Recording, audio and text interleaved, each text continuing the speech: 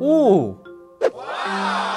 오징어 게임으로 풀어본 2022 통상전망 탑5 2편, 오늘은 달고나 게임으로 시작해봤는데요. 맛있네. 이 달콤한 달고나처럼 2022년 통상의 미래도 달콤할지 남은 3개 키워드도 지금 바로 만나보시죠. 2022 통상전망 탑5. 지난 시간 소개해드린 깐부쇼어링, 이중 줄다리기에 이어 오늘 소개할 3번째 키워드는 일방주의가 달고나입니다.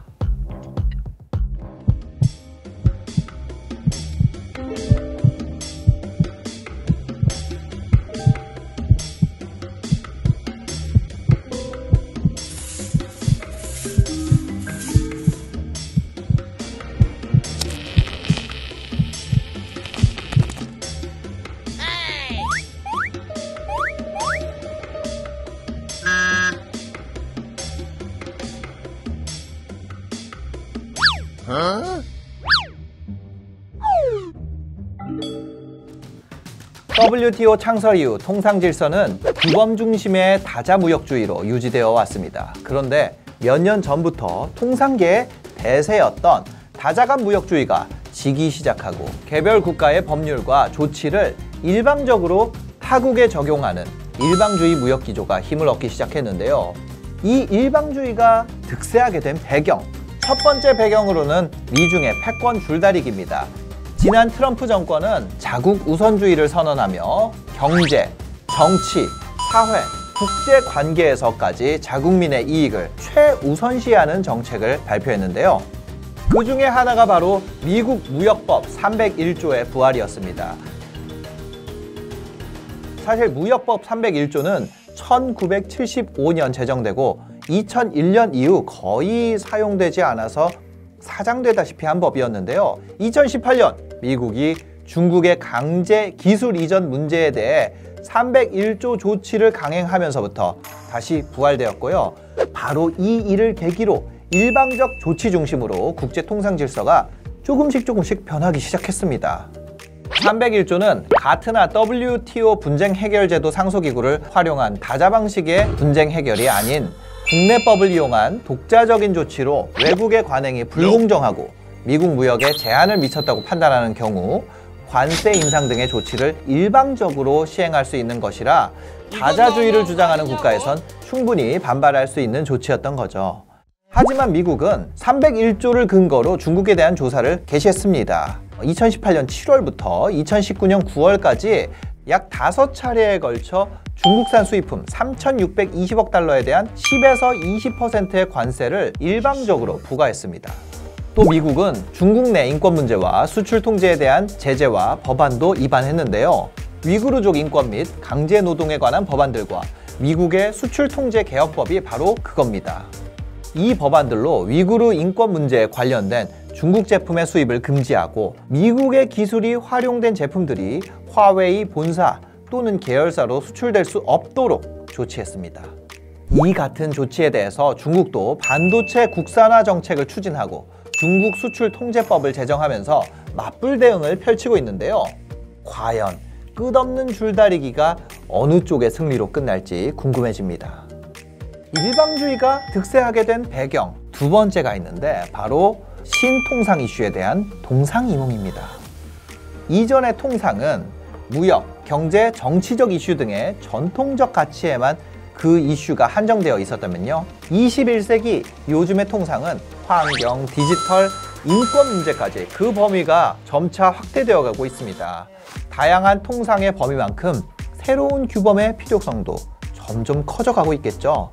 신통상 의제에 대한 규범을 WTO 등의 다자간 무역체제가 아닌 각국이나 권역별로 따로 만들기 시작하면서 일방주의가 또다시 힘을 얻고 있습니다.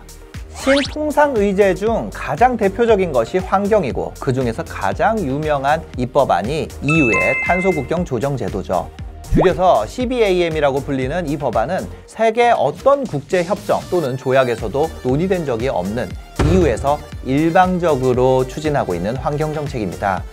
이 정책의 가장 큰 핵심은 다른 나라들도 EU와 같은 수준의 기후 변화 대응 방안을 마련할 것을 촉구한다, 이런 내용인데요. 하지만 일찍부터 환경 문제에 힘썼던 EU나 미국 같은 선진국이랑은 다르게 이제 막 환경 문제에 대응하기 시작한 개발도상국들에게는 이 법안이 큰 부담으로 다가올 수 있다는 점에서 많은 반발을 사고 있긴 합니다. 2022 통상 전망 키워드 탑5, 네 번째는 바로 호주와 중국의 딱지치기입니다.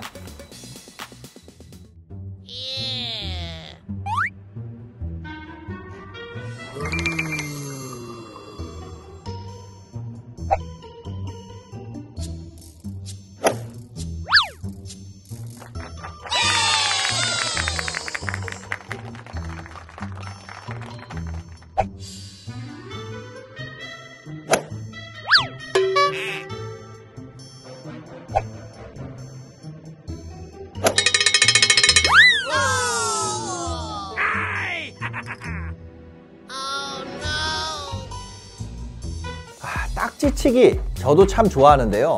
딱지치기의 묘미는 상대방과 번갈아 가면서 딱지를 넘기는 거죠. 지금 중국과 호주의 관계도 이렇습니다. 중국은 일명 차이나 불링이라고 불리는 경제 보복을 하고 있는데요. 중국의 경제 무역 의존도가 높은 국가를 굴복시키는 중국만의 방식입니다. 호주도 이 차이나 불링의 대상 중 하나인데요. 지난 2022년에 호주에 대한 중국의 제재가 시작됐습니다. 호주는 대중국 무역수지 2위의 흑자국이고 2020년 당시 호주 교역에서 중국의 비중은 무려 28.8%에 달했기 때문에 중국의 수입 제재 초기에 상당수의 국가들은 호주가 중국에 백기를 들 것으로 예상했습니다. 하지만 결과는 언제나 예측을 비껴가는 법이죠. 2020년 11월에 13억 호주 달러에 불과하던 흑자 규모가 대중국 제재가 심화된 2021년 3월 오히려 100억 달러로 대폭 증가한 겁니다. 게다가 중국은 호주에서 석탄과 철광석 등을 수입하지 못해 대규모 전력난과 원자재 품귀 현상을 겪었습니다. 호주가 뜻밖의 판정승을 거둔 거죠. 호주가 판정승을 거두게 된 원인은 바로 국제 철광석 가격의 급등에 있습니다. 철광석은 호주의 대중 수출의 60%를 차지하는 주력 품목인데요.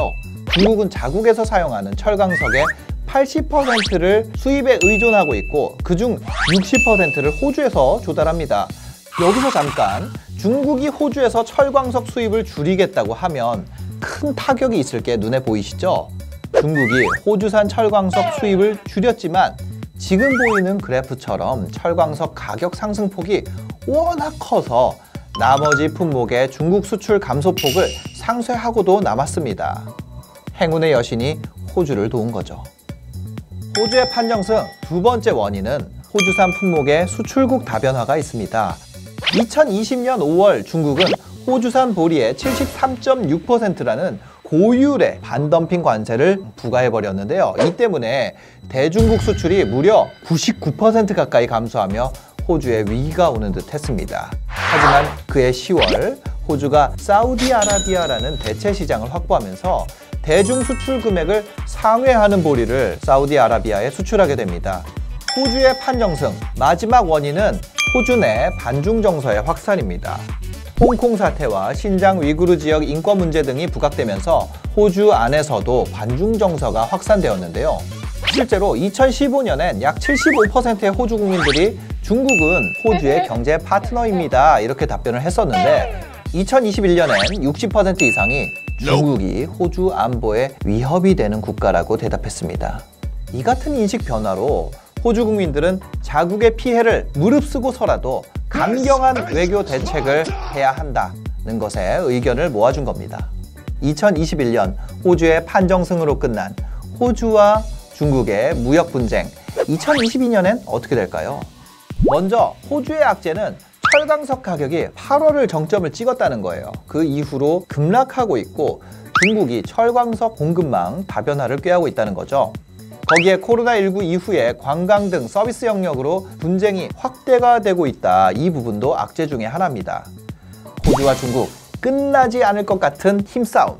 마지막에는 누구의 딱지가 넘어갈지 더 중요한 내용은 통상 리포트를 통해 확인하시죠. 2022 통상 전망 탑5 마지막 키워드는 CBAM이라는 꽃이 피었다는 거죠.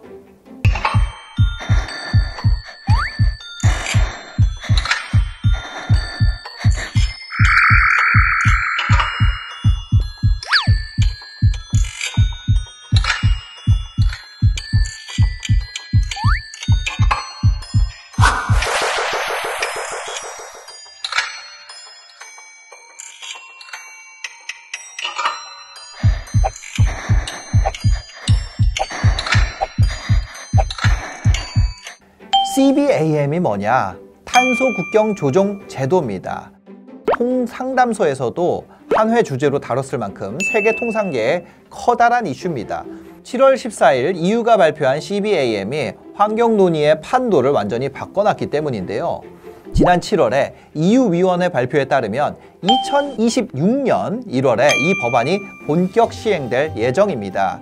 거기에 EU는 Fit for 55 패키지란 그린딜 정책을 함께 발표했는데요.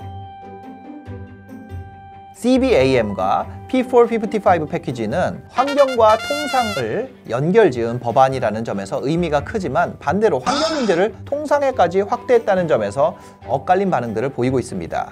그중 프랑스는 CBAM을 오랫동안 주장해온 국가 중 하나인데요. 특히 탄소 배출의 주 원인인 화력 발전을 대체할 원자력에는 적극적인 지지를 보내는 나라 중 하나입니다. 하지만 동유럽의 입장은 조금 다르죠. 석탄 발전 비중이 높은 지역 중에 하나라 ETS의 범위를 난방, 운송까지 넓히는데 난색을 표하고 있는 건데요. 게다가 폴란드, 헝가리는 최근 에너지 가격 폭등의 원인인 ETS 배출권 가격이 60유로까지 오른 데 있다면서 그린딜 정책에도 반대하는 입장을 고수하고 있습니다.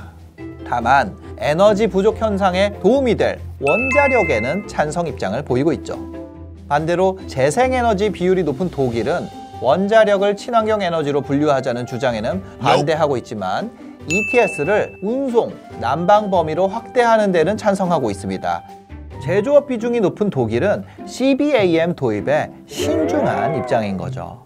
거기에 독일 기업들은 CBAM의 수출 환급 내용이 제외돼서 ETS 배출권 비용 부담과 CBAM 인증서 비용을 같이 부담해야 되는 이중 부담 문제를 지적하고 있습니다.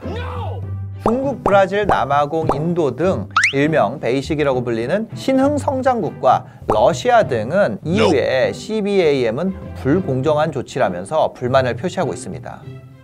캐나다나 독일, 프랑스 같은 이미 안정적인 산업 구조가 자리 잡은 선진국의 경우엔 발전 시설이나 운송 등의 인프라를 수정할 여력이 있지만 신흥성장국들은 산업 구조를 안정화하기에도 벅차다는 거죠.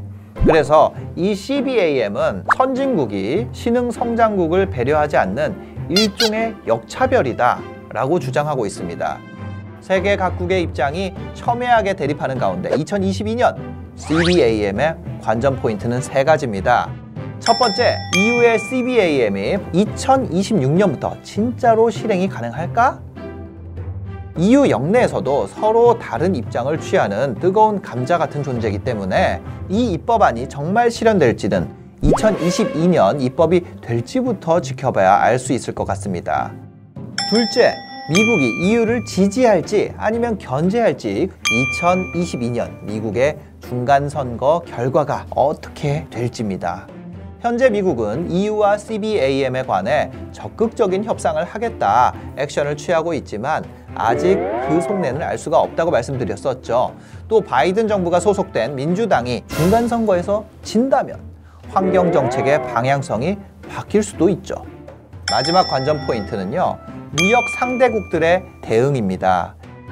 EU가 독자적인 환경정책인 CBAM을 발표한 것처럼 상대국들도 각자 환경정책을 발표하며 EU를 역으로 압박할 가능성이 없지 않죠. 또 CBAM에 대한 보복 조치가 일어나지 않으리란 보장도 없죠.